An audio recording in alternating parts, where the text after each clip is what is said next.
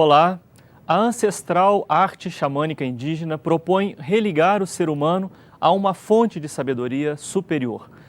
No Religar de hoje, vamos começar uma série de 2 entrevistas sobre o xamanismo. Nosso convidado é o médico, psicoterapeuta e curador xamânico Celso Fortes. Está começando pela TV Horizonte o programa Religar, programa de extensão do mestrado em Ciências da Religião da PUC Minas. Como vai, Celso? Obrigado. Obrigado a você, Flávio. Sua presença aqui é muito importante. Esse tema, sem dúvida, atrai muitos dos nossos telespectadores, o interesse por conhecer essa temática. É um grande prazer estar aqui com vocês. Ok, obrigado. Você pode participar do nosso programa, envie sua opinião ou sugestões de temas. Acesse pucminas.br/ppgcr e clique no link do programa Religare. Ou ligue para o nosso canal de voz. O número é 3209-0122. Deixe lá o seu recado, suas dúvidas e sugestões. Celso, nós vamos ter a oportunidade de desenvolver esse tema, seus detalhes, né? Mas vamos começar por uma pergunta básica. O que é o xamanismo? O xamanismo, os antropólogos fizeram um grande estudo no mundo inteiro em cima das religiões indígenas e descobriram que a quantidade de semelhanças é muito grande. E aí eles batizaram a medicina indígena, de um modo geral, de xamanismo. Se nós utilizássemos um termo em português, isso seria pagelância, né? Mas então padronizou-se que os rituais indígenas praticados pelo homem branco chama-se de xamanismo. É uma palavra que vem da Sibéria, né? Xamã, aquele que faz contato com o mundo dos espíritos, e xamanismo, a prática desse contato. Sim. Por que em alguns aspectos o xamanismo é confundido como uma religião? Porque na realidade é uma religião, né, Flávio, para os indígenas, né? Para os indígenas é uma religião, é a religião que eles professam, entendeu? A grande confusão está no homem branco, né, quando se apossa de determinados rituais, e eu diria assim, esse é o grande diferencial do meu trabalho, que em função do meu background acadêmico, eu faço uma religação né, dos rituais, o que a pessoa vivencia num ritual com o processo emocional dela. Mas a grande maioria das pessoas que eu ouço falar que trabalham com xamanismo, trabalham como se fosse uma religião, que é o ritual pelo ritual, que é assim que eu chamo. Sim. Né? Então, esse confundir não queria dar a impressão assim, pejorativa. Não, de forma alguma. Não tem a conotação pejorativa. Eu acho, pela convivência que eu tive, né? E em função dessa convivência, o respeito que eu tenho pela cultura indígena, né? É que me faz fazer esse diferencial, né? Eu não sou um xamã. Eu pratico a arte do xamanismo. Entendo. É assim que eu me intitulo. Sim. E como que se dá essa transposição, né, da cultura propriamente indígena, né, que tem as práticas xamânicas com o objetivo medicinal, né, mas no bojo da sua experiência religiosa, e culturas que fazem também a prática do xamanismo, mas, com um viés não necessariamente medicinal. Não é? Não. Ou apenas e estritamente como uma prática religiosa. Com a prática religiosa medicinal, é o que eu ouço falar.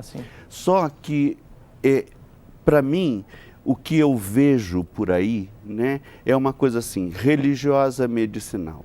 Da mesma forma, né, que existem os milagres na Igreja Católica, existem as curas milagrosas em outras tantas religiões, né? No xamanismo também eles buscam isso, né? E no meu trabalho eu tenho tido o prazer, né, e a honra de presenciar algumas dessas curas. Mas a coisa não fica por aí só, né? Eu vejo que vai muito mais além.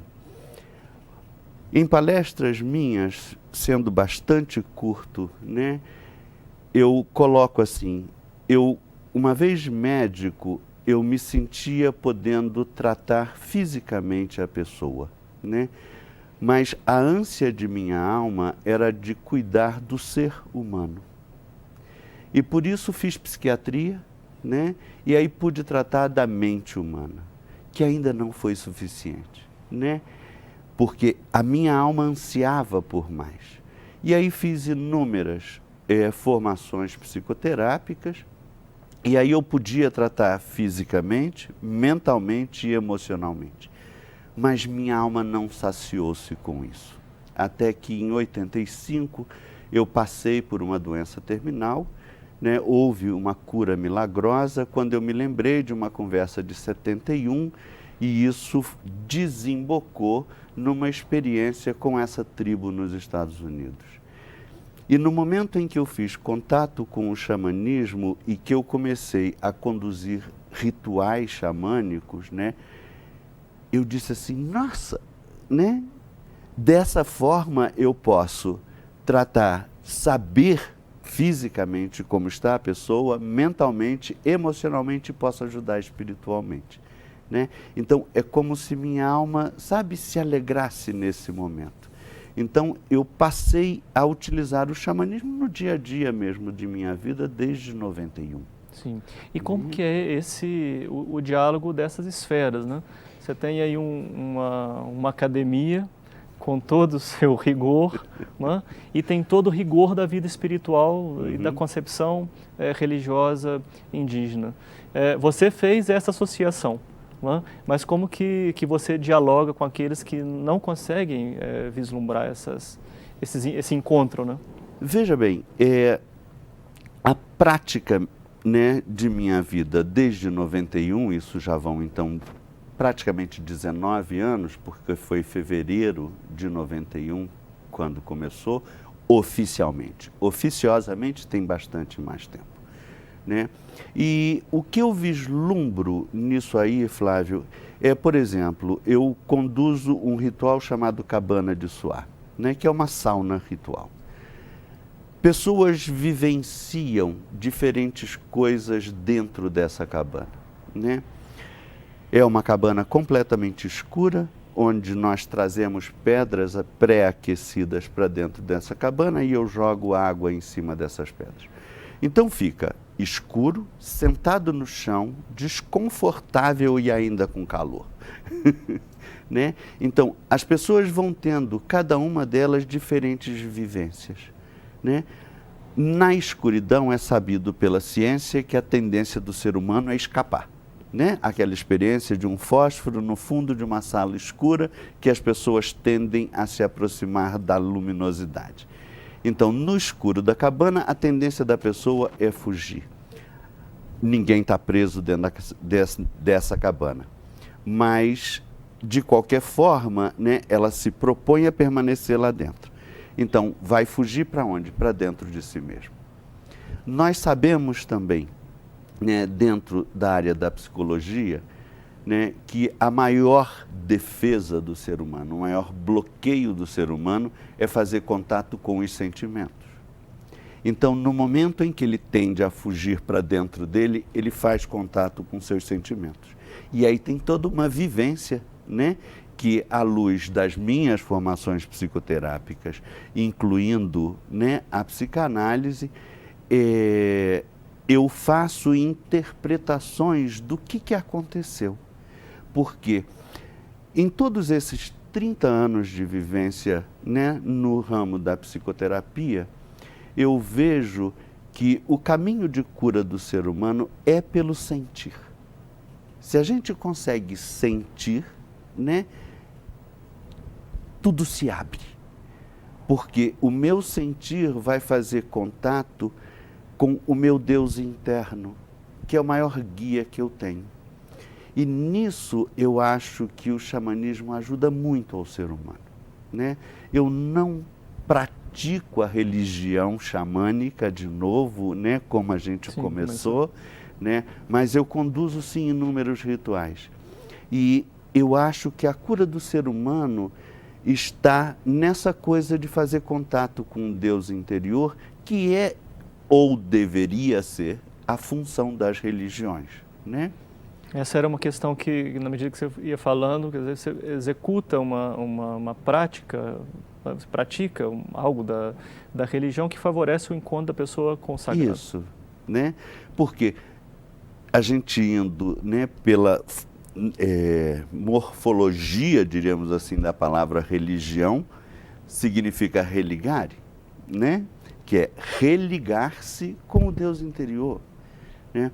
O Deus lá de fora, sabe, está morto. Ele não pode atuar em mim no momento que ele me presenteou com o poder dele, o amor dele e a sabedoria dele. Okay. E ainda me deu livre-arbítrio. Vamos continuar falando sobre esse tema. Xamanismo é o tema do programa de hoje. A gente vai para um breve intervalo, voltamos já.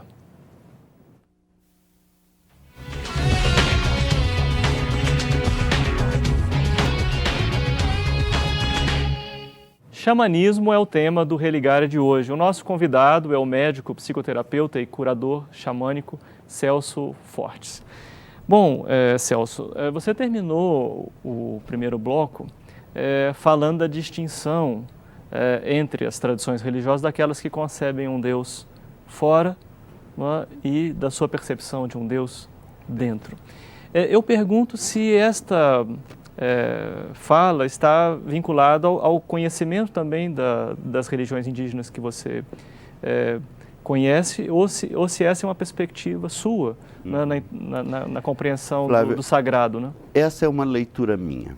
Todavia, né, um dos rituais que eu participei, e o ritual mais sagrado que eu participei, né, nos Estados Unidos, na reserva de Rosebud, é o ritual chamado de Sundance, né, a dança do sol, em que nós somos espetados pela pele do peito, né, e amarrados a uma árvore e ficamos dançando, puxando o corpo para trás. Se nesse ritual nós não nos rendemos a esse Deus interior, a gente não aguenta a dor. A comparação que eu faço, né, no período em que eu fui estagiário de obstetrícia, eu não conseguia compreender como é que uma mulher, né, imediatamente após tamanho sofrimento de dar à luz a uma criança, ela entrava em êxtase, né? E ela se rendia a esta força de dar à luz a um filho. E no Sundance eu pude compreender isso aí, porque a forma de nós sairmos da árvore, né, é dar um tranco no corpo para trás e literalmente romper a pele para sair, né? E, sobretudo, no meu primeiro Sundance, eu entrei num êxtase espiritual e foi a partir daí essa compreensão. Então, os índios não falam isso, né? Mas eles vivem isso, entendeu? Entendo. Você, desde o início, vem falando que o ritual xamânico está associado à questão da cura, né? São rituais de cura. Uhum. Você falou que ele é religioso e medicinal, né, o ritual xamânico. Agora, o que se compreende por adoecimento na cultura indígena? É o desvio do caminho, né? Eu cheguei a conversar especificamente sobre isso com o homem, possivelmente já morto, que conduziu o meu primeiro Sundance, pela idade avançada que ele tinha na época, né? E ele dizia, né, Celso, a doença é quando a pessoa desvia-se do seu caminho. Então a doença é uma sinalização que ela está no caminho errado e ela tem que retornar o caminho. E eu perguntei, que caminho é esse? Né? E ele dizia assim, é o desejo de Wakantanká dentro de nós, que é o grande espírito, que é o desejo de nossa alma. Sim, aí A compreensão deste homem era assim. Sim. Né? E eu usei no singular, né? Quer dizer, você deu o exemplo também no singular. Uhum. Né? Nós não estamos querendo aqui universalizar que toda a Não. concepção indígena tem essa percepção. Não. Mas é desse lugar Deste particular. homem específico. Eu não diria nem, não generalizaria nem dos Lakota, tá? Eu diria que é de Elmer Running. Sim. Este homem que eu tive o prazer de conhecer. Sim. Então, a cura está, obviamente, vinculado ao retorno ao caminho. Uhum. Obrigatoriamente. Sim. Né? Obrigatoriamente. E eu vejo a cura, depois dessa doença terminal de 85, eu trabalhei muito com pacientes terminais e sempre quando chamado ainda atendo alguns. Né? E eu entendo muitas vezes a morte também como um processo de cura. Né? Por Como exemplo, é isso, Celso? uma pessoa que desviou-se tanto do caminho, né, num câncer prolongado, por exemplo, né? Então, ela obrigatoriamente ela fez um novo caminho, né? Se ela não sai do câncer e retorna ao caminho inicial, né, ela faz um novo caminho. O universo é tão perfeito que ela não está errada em fazer esse novo caminho. O aprendizado e o crescimento em busca desse Deus interior persiste. Então, muitas vezes, esse caminho é trilhado por tanto tempo que se ela se rende à vontade do Deus interior ou do Pai, né? Lembrando aquela frase de Jesus na cruz, né? Quando ele diz assim, Pai, a ti entrego o meu espírito, né?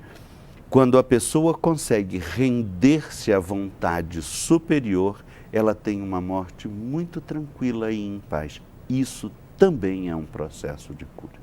Porque se a gente fala assim, né, Flávio, a gente dá a impressão de que uma pessoa doente é um doente do caminho da alma, Sim, que não obrigatoriamente, né? Uma doença é um longo período, né, de um grande aprendizado. Então, a pessoa continua crescendo neste caminho. Sim, né? sim. Nós falávamos de rituais xamânicos como rituais de cura. Existem rituais xamânicos que não sejam rituais de cura, rituais, digamos, de louvor, por exemplo, de ação de graças, e mesmo assim são rituais xamânicos? Ou não? Existem sim. Né? Por exemplo, o próprio Sundance que eu mencionei ainda há pouco, né? Ele é um ritual originalmente de louvor. Os Lakota vivem numa região muito difícil nos Estados Unidos, que é muito ao norte. Então, antigamente, antes dessa mudança de clima louca que estamos vivendo, né? Eles viviam 6 meses do ano embaixo de neve. Então, né, era necessário dar a sorte de uma manada de búfalo passar por perto para eles matarem o búfalo para ter alimentação durante o inverno. E, então, quando a origem dos 7 rituais Lakota, né, o Sundance, ele era feito, ou Dança do Sol, desculpe eu continuar falando em inglês, né, o ritual. Mas ele originalmente é um ritual em que eles fazem para agradecer o ano vivido e pedir abundância e saúde para o ano seguinte. Então, obrigatoriamente, não é um ritual de cura. Né? Só que hoje as coisas mudaram muito, eles moram em casas com calefação, com refrigerador, não existe mais essa história. Então torna-se também um ritual de cura, mas é um ritual de louvor basicamente. Sim. Nesses rituais, a vinculação homem e natureza, ela é fundamental, não? Ou a concepção de integração com a natureza, ou não percebo claramente? Veja bem, quando eu falei, né, no ritual do Sundance, o êxtase espiritual, essa harmonização é plena. Né? Eu faria uma comparação do êxtase espiritual do budismo, por exemplo, né, na iluminação, no Shakti-Pakti, né, no despertar da Kundalini, onde existe um grande êxtase espiritual, em que não existe só uma harmonia do humano com a natureza, mas existe uma harmonia do humano com o universo, né? A sensação, eu diria assim, naquele momento eu sou Deus. Entende, né? Como integração. Como integração, né? No momento desse êxtase espiritual, né, a sensação é que eu sou Deus, porque eu sou um com tudo. Não existe mais o eu e o Flávio, né? Existe eu, que inclui o Flávio, inclui toda a produção, inclui as máquinas que estão em cima da gente, inclui tudo, entendeu? É algo que vai além só da natureza. Sim. A simbologia animal, ela, pelo menos no material que eu consultei, as figuras, elas têm assim uma expressão muito forte, né? Cada animal, ele não só representa algo, mas também a utilização, ou a lembrança de algum animal, sua utilização no ritual, a própria vestimenta, instrumentos do culto. Isso. No xamanismo, aí eu estou falando em geral, né?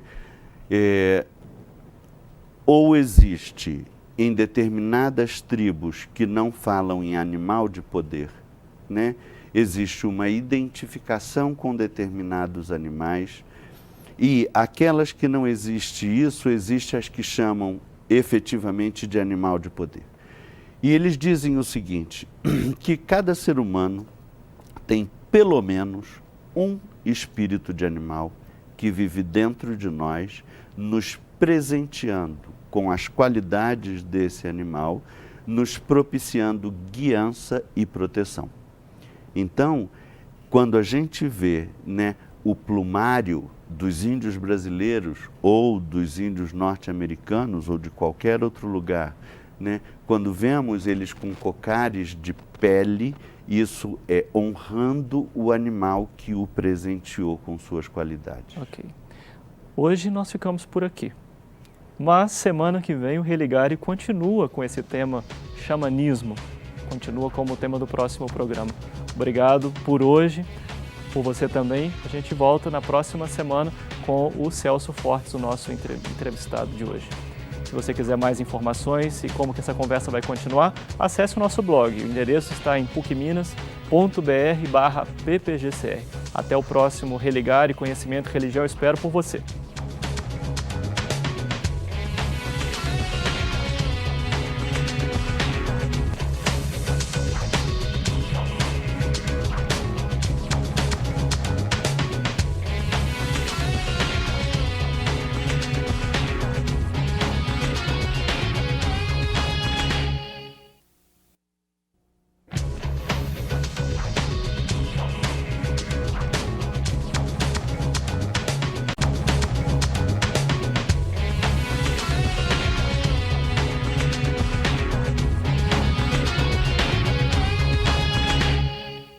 Olá, o Religare de hoje continua a conversa com o médico, psicoterapeuta e curador xamânico Celso Fortes de Almeida para falar sobre xamanismo.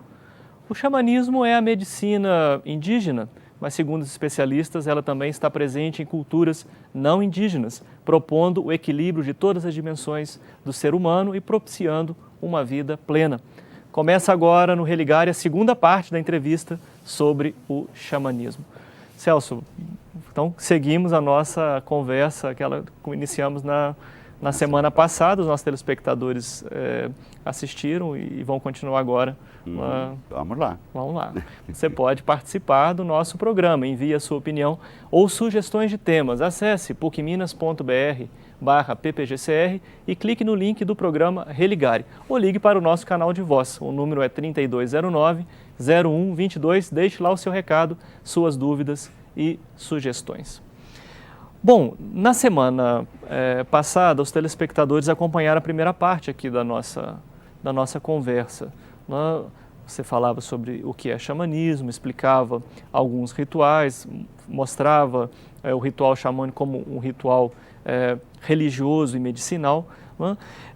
Hoje, para continuar essa conversa, né, eu gostaria de pedir uma explicação. O que é essa roda da medicina nas culturas xamânicas? A roda da medicina, né, ela existe em praticamente todas as culturas indígenas. Ah, sim. E que eles falam desta roda da medicina. E o que seria isso?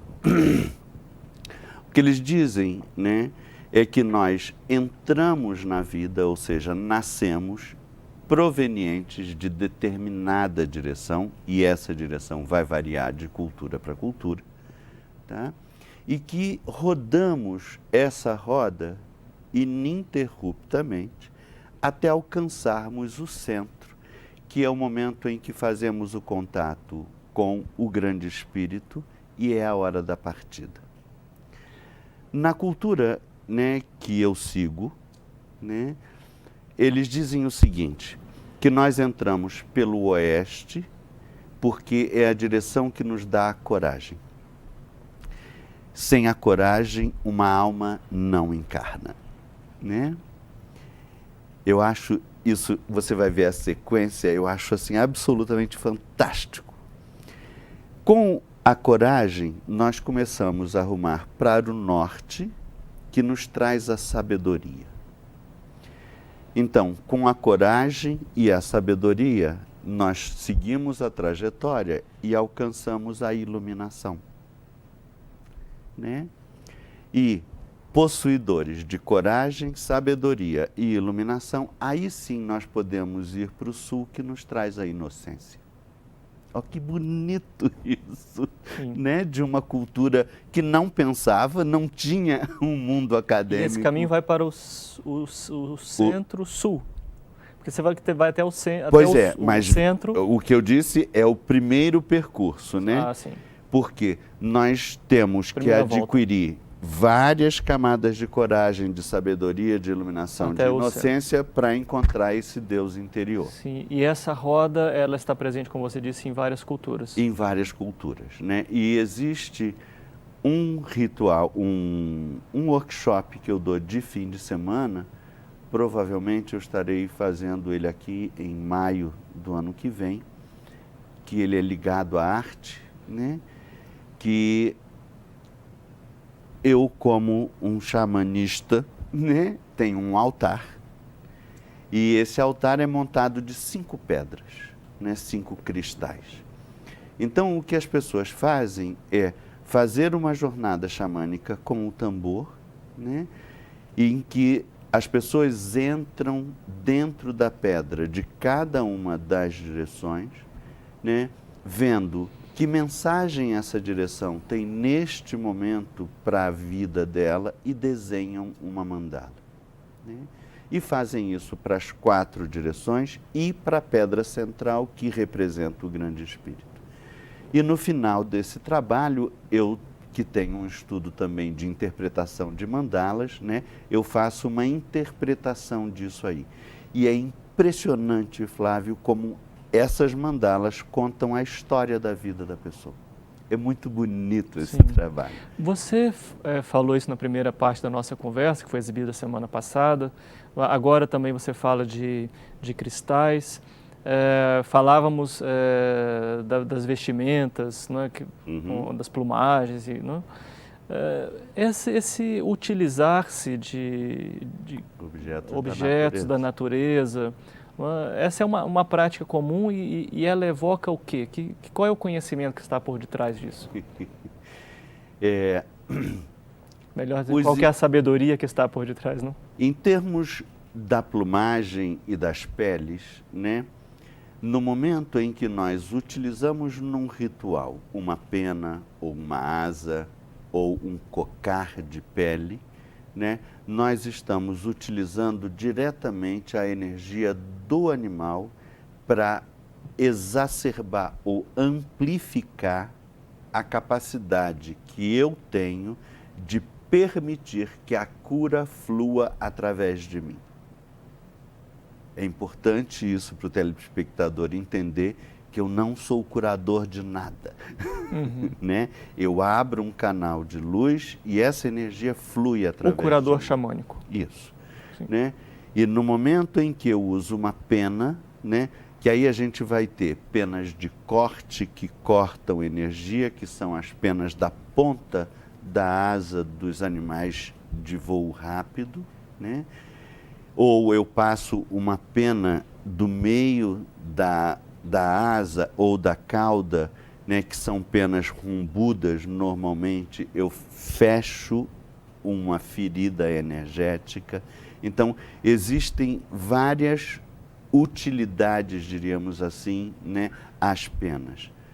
Os cristais, os índios acreditam, de um modo geral, que qualquer pedra tem energia curadora.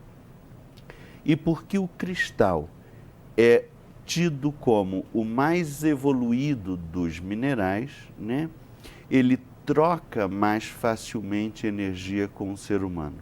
Por isso é utilizado em larga escala os cristais nos rituais de cura.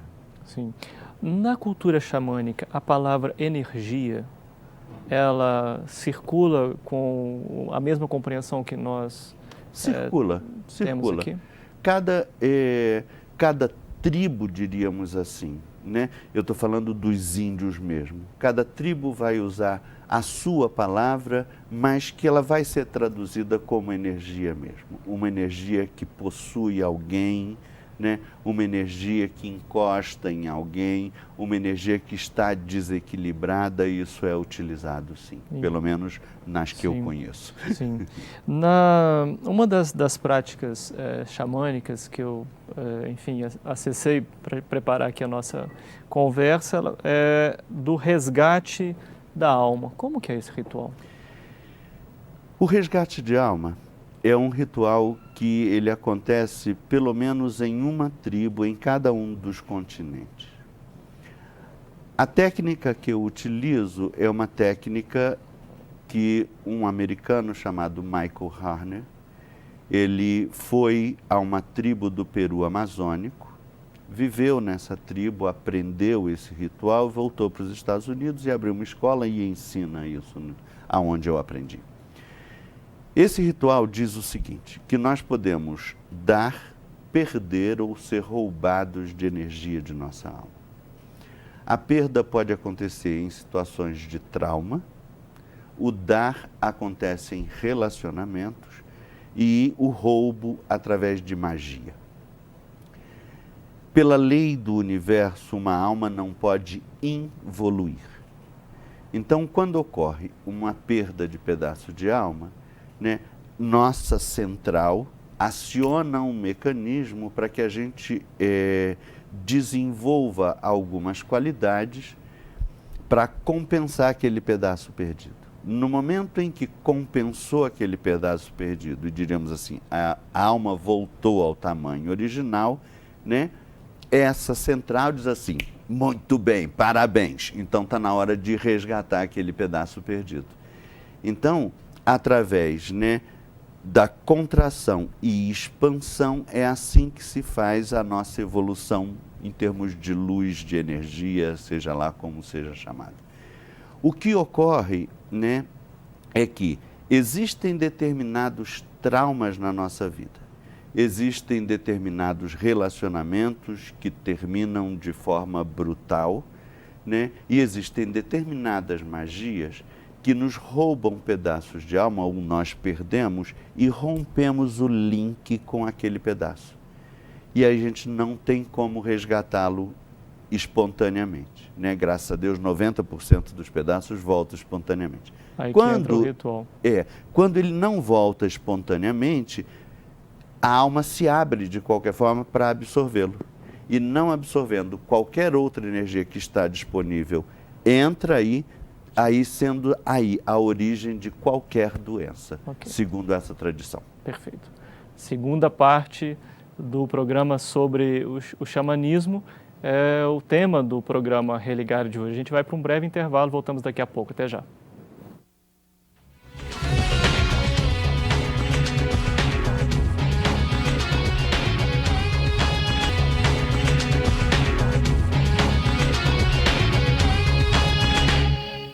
Hoje o programa Religare fala sobre xamanismo. O nosso convidado é o médico, psicoterapeuta e curador xamânico Celso Fortes. Para saber mais sobre esta entrevista e a agenda do Religare, acesse pucminas.br/ppgcr. Lá você fica sabendo dos temas que serão tratados aqui no programa, horários de reprises e ainda pode deixar sugestões de temas. É esta página também que você pode acessar para conhecer o programa de pós-graduação em Ciências da Religião da PUC Minas. Agora você pode falar também com a nossa equipe através do nosso canal de voz. O número é 3209-0122 com o código de Belo Horizonte que é o 31. Deixe lá a sua mensagem para a produção, não deixe de participar do Religare. Celso, você falava no final do primeiro bloco desse programa de hoje sobre o ritual xamânico de resgate de alma. Você dizia sobre o que é que pode provocar, você falava de uma ruptura, não é? De perda através de trauma, né? Nós damos pedaços através de relacionamentos e através de magia nós podemos ser roubados. Isso. Agora, então, o que é o ritual? Como é que ele se dá? Não é? O que ele objetiva? Mais ou menos a gente já antecipou, né? Só para completar, para ficar mais claro para o telespectador, Flávio, é que existem traumas na nossa vida que eles são tão profundamente traumáticos, né? Que para que a gente não morra em função da tristeza que aquele trauma pode provocar, nós apagamos, como se ele nunca existisse na nossa vida. E isso é um exemplo do porquê que um pedaço não pode retornar espontaneamente. É como se ele perdesse o link conosco, então não tem como, né? Ele não encontra o caminho de volta. Como efetivamente eu faço isso, né? Eu faço isso em grupos de fim de semana, porque quando eu comecei em 91, 6 meses depois eu descobri que as pessoas começavam a ficar doentes depois do ritual. Aí eu parei, né? E minha guiança, meus guias dizem que eu não imagino a mudança de energia que ocorre na pessoa quando eu conduzo esse ritual. E me passaram esse workshop de fim de semana, né? Então, efetivamente, como eu faço? Eu converso com a pessoa um pouco, vamos para o centro do grupo, a pessoa deita, eu incenso a pessoa, né? A pessoa deita num tapete, eu deito ao lado dessa pessoa, seguro a mão dela e uma ou duas outras pessoas tocam tambor, né? E eu entro em estado alterado de consciência ao som do tambor, eu não utilizo nenhum produto químico na alteração de minha consciência. Eu entro então em estado alterado de consciência e com a ajuda dos meus guias e dos guias da pessoa, dos meus animais de poder, de novo a história do animal, e dos animais de poder da pessoa, nós vamos catar onde é que a pessoa perdeu pedaços e que não conseguiu trazer de volta. Então eu trago esses pedaços de volta, limpo, retiro o que entrou indevidamente e coloco o pedaço no lugar. Sim. Tá? Terminado isso, eu faço um trabalho energético sobre o corpo e sopro no centro do tórax e no alto da cabeça, simbolicamente jogando esses pedaços dentro da pessoa, e a comparação que eu faço disso é igual quando a gente está com fome. Terminamos de comer, a fome cessa. O nosso corpo não está alimentado, né? Todos sabemos disso. Da mesma forma no resgate de alma. Terminado o resgate, a fome, a sede de que falta algo, isso passa. Mas o efeito do resgate, ele vai se dar mais, de fato, em torno de 6 meses depois, quando esses pedaços serão digeridos e, de fato, voltarão a integrar a nossa alma. Sim. Por detrás disso, há uma crença na alma, numa alma imortal. Essa alma, além disso, ela chega a ser individual? Como que é isso nas crenças xamânicas? Aí, Flávio, eu só posso responder por mim. porque a coisa é tão variada, né? Eu só posso responder o que eu acredito, né? Eu acredito sim que cada ser humano tem uma alma individualizada, né? Que Deus, em sua sabedoria, não permite que essa alma por inteiro encarne, né? Por causa do nosso livre-arbítrio. Então, tem pessoas que primam por tentar involuir, e eu já disse que a gente não pode involuir. Então, a nossa alma como um todo, né, ela só encarna uma parte dela, e usando o termo encarnar, não estou me referindo à encarnação ou reencarnação, eu estou dizendo a adquirir um corpo, né? Então, uma parte dessa alma encarna, vive esse crescimento e retorna para esta alma. Se chegou a uma grande alma do mundo, uma coisa... Não. E é individualizada. Tá bom. Aquela é minha. Tá? Eu represento uma centelha dela. Tá? Que aquela como um todo, incluindo eu, somos uma centelha divina. Essa centelha se divide e vem um pedacinho e está em mim. O resto fica lá para garantir, se eu fizer muita besteira aqui, eu não evoluo. Tá? Isso, essa concepção, você chegou a ela através do conhecimento, da experiência com essas tribos indígenas com as quais você conviveu. Com essas tribos indígenas e com a minha guiança. Sei. Você usou, quando descrevia o ritual de resgate de alma, um termo que me chamou a atenção. Você disse simbolicamente, né? O que é esse simbolicamente? Ou é factualmente? Veja bem, eu brinco dizendo... É uma maldade acadêmica. Não, é perfeita a pergunta, né? É perfeita a pergunta. Eu digo que todo o resgate de alma, ele ocorre no astral.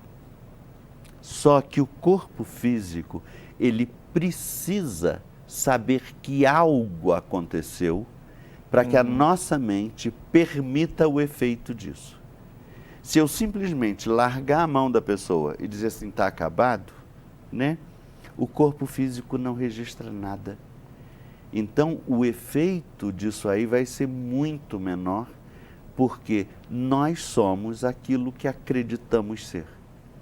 E no momento em que alguém sente uma asa passando pelo seu corpo, né?